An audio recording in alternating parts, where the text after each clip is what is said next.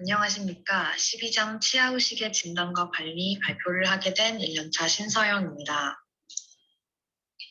12장에서는 의식 진단의 개념과 진단 도구들에 관해 알아보고 의식의 비외과적 치료와 수복 치료의 개념, 그리고 여기에 사용되는 수복제와 술식에 대해 알아보겠습니다.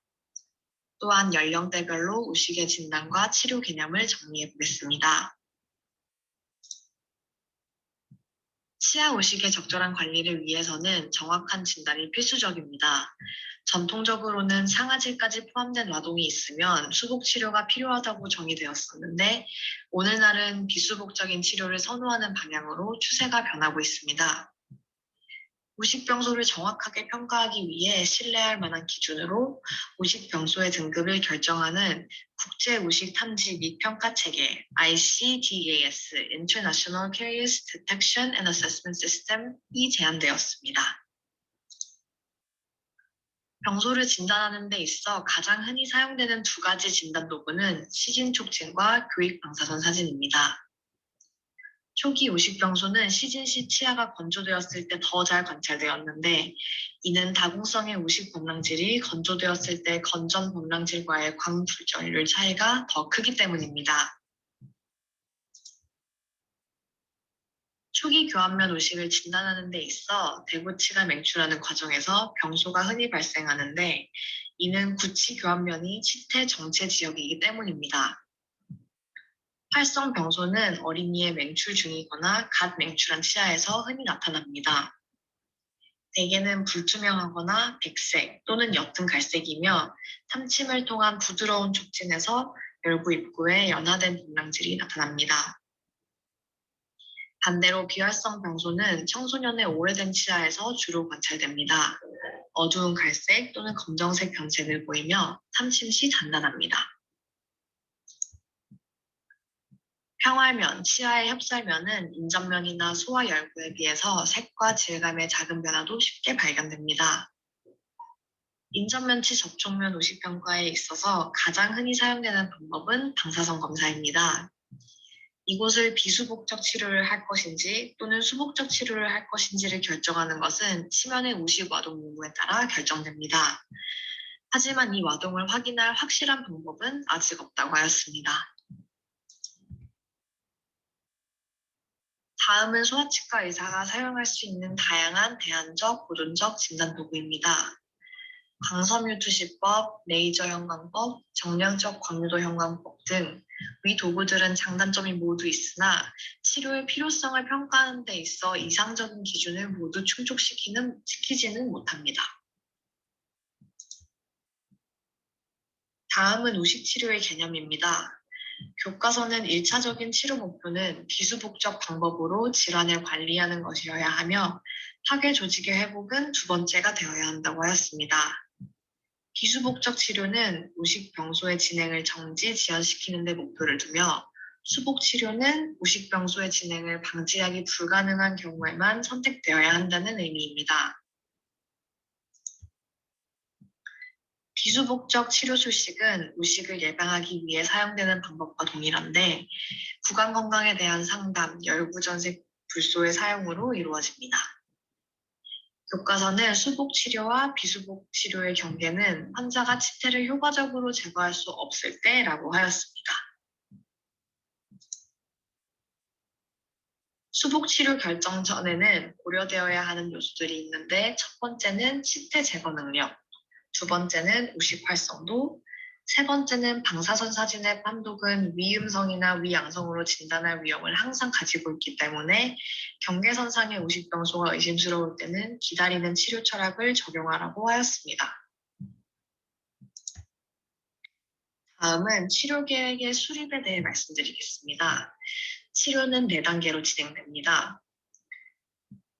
교과서를 읽다가 4단계, 팔로업에 대한 설명이 특이하다고 느꼈는데, 북유럽에서는 소아 청소년의 의식 유병률이 감소함에 따라 1년 이하 간격의 검진은 비용 효율비가 떨어진다고 하였습니다.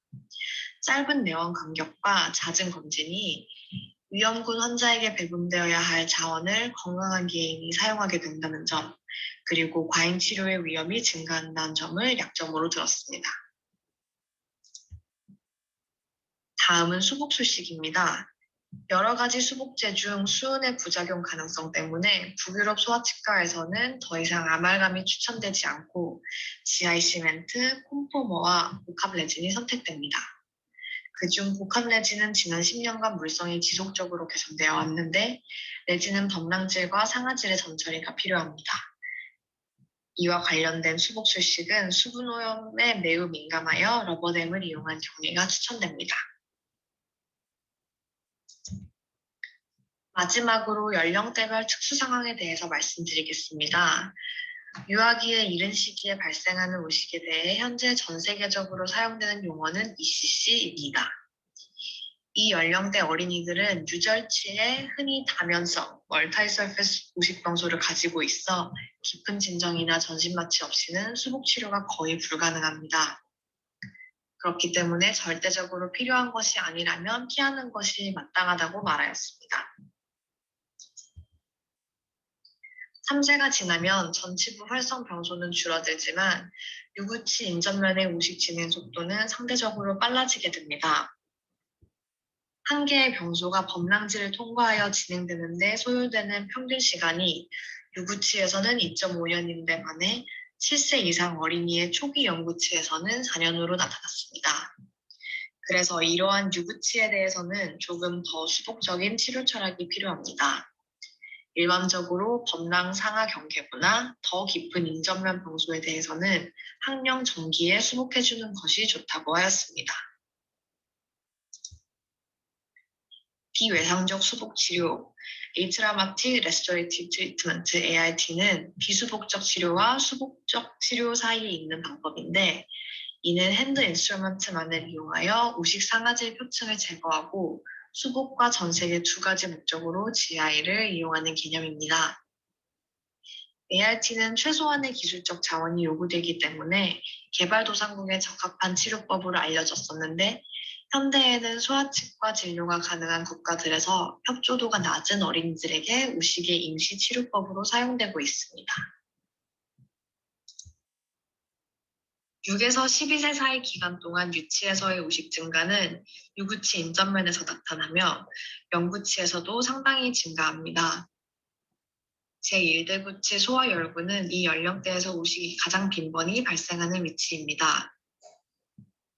열구 전색이란 우식이 없거나 비와동성 초기 병소가 있으나 연화 우식 치질이 제거가 바람직하지 않은 소아열구에 적용되는 기법을 의미하고 예방적 수복은 우식 치질을 제거하고 수복한 후 전색제로 전체 열구에 적용하는 방법입니다.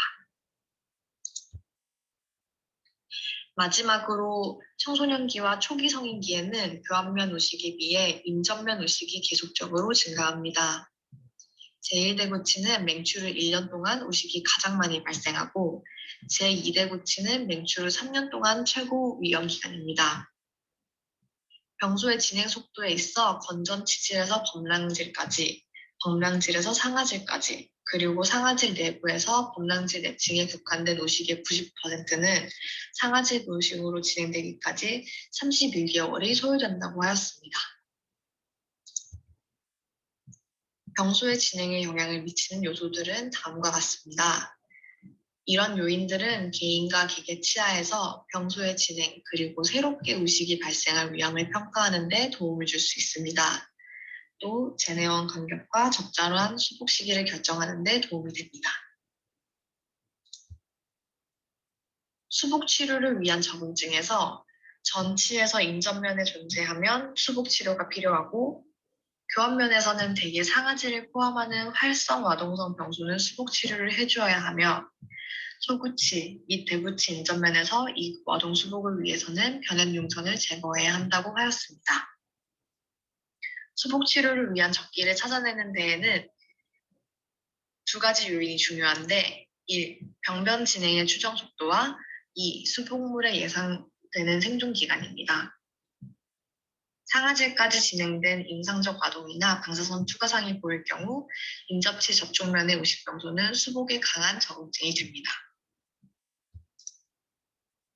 수복 치료에서 성공적인 결과를 얻기 위한 요소에는 범랑질과 상아질에 대한 내진의 적절한 접착, 와동 외형, 내진의 단계적 축소 등이 있습니다. 이런 보존적인 와동 형성은 예방 확대의 오래된 개념 대신 적절한 구강 위생과 붓소를 통한 예방 계획에 의존하는 방향으로 나아가고 있습니다. 이상 12장 발표를 마치겠습니다. 감사합니다.